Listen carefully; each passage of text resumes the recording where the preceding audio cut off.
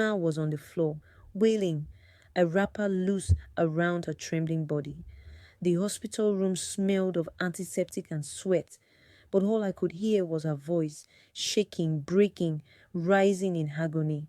"Where is my child? Where is my real son?" Nana, her husband, stood frozen. His hands, rough from years of farming, clutched a crumpled test result. His lips moved, but no words came out. Shemili, the boy they had raised for 10 years, lay weakly on the hospital bed, unaware that everything was falling apart around him. I will never forget that day. The day we found out Shemili was never theirs.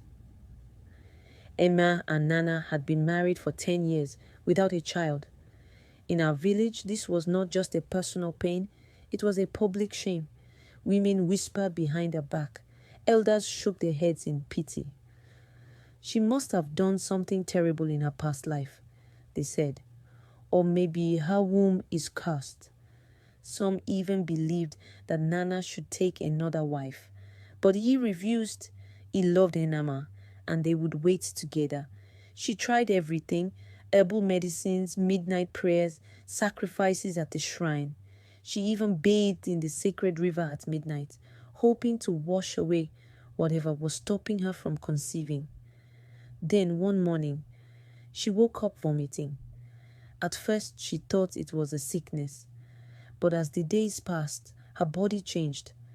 Her skin darkened, her belly swelled, and her cravings became strange. She was pregnant. It was a miracle. The pregnancy was not easy. Enema was always weak, always tired. She barely slept, but she endured.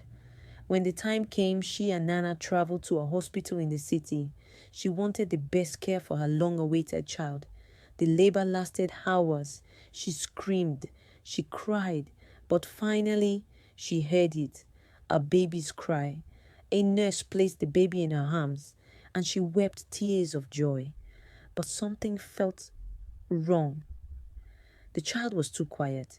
His tiny fingers curled, but he barely moved. His breath was slow. His face was unfamiliar. A strange feeling crawled over her. Was this really her child? When she voiced her fears, the nurses laughed. "Madam, you've waited too long for this child. Don't let worry spoil your happiness." So she ignored the feeling. She took him home and named him Shemeli. God has won. But had he? From the start, Shemeli was always sick. At first, Enma thought it was normal. Some children were weaker than others. But as the years passed, it became clear this was not normal. Fever, weakness, pain that made him scream in the night. He bruised too easily, got tired too quickly. Doctors ran tests, but no one had answers. Some said it was sickle cell disease, but how? Neither Enma nor Nana had the trait. By the time Chemeli was 5, Enma had spent more time in hospitals than at home. And sometimes, in the quiet of the night, she whispered to me, "I don't understand. Why is my son like this?" I had no answers. The truth came out by accident. One day, Shiemele collapsed at school. His teacher called Enema screaming into the phone. "Come quickly. Your son is not breathing." At the hospital, the doctor ordered a blood test. Routine, they said, just to check his condition. When the results came back, Nana was called into the doctor's office. There, under the bright lights of the hospital, the doctor frowned at the paper in his hands. "Sir, are you sure you're the father?" Nana's face darkened. "What kind of question is that?" The doctor hesitated. "Because this child's blood type doesn't match yours or his mother's." Silence. It took another test, another painful wait to confirm it.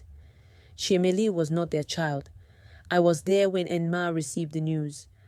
I saw her crumble to the floor, clutching her chest as if her heart had been ripped out. "Where is my real son?" she screamed. The hospital launched an investigation. Old records were dug up, names checked.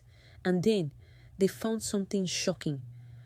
The night Enima gave birth, another woman had also delivered a baby boy.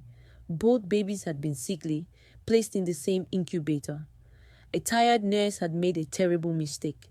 She had switched the babies, and Emma's real child had been given to another family, and that family was not like hers. And Emma's real son had grown up in a cold, loveless home. The couple who raised him were abusive, seeing him as a burden. Unlike the fragile, sickly boy Enma had raised, he was strong, but deeply troubled. When the truth reached him, he refused to meet Enma. He had been unloved for so long that he no longer trusted anyone. But it was worse for Chemele, the boy Enma had raised. He was already weak, already fighting to survive. Now, he learned that the people who loved him were never really his parents. It broke him. Emma begged to see her real son, but he rejected her. She tried everything, letters, messages, even going to his home. But the boy, hardened by years of neglect, didn't want her. And Chemele, the sickly boy she had raised, was getting worse. The stress, the pain, the truth ate away at him. His frail body couldn't take it. One night, he held Emma's hand and whispered, "Will you still love me?" Tears filled her eyes. "You are my son, no matter what." But love wasn't enough to fight fate. A few weeks later, Chemele died, and Emma was never the same after that. She lost both sons that day, the one she had raised and the one she never got to love. And me? I still remember the way she screamed when she buried the boy she had called Chemele. I still hear it at night, because sometimes love is not enough, and sometimes the truth comes too late.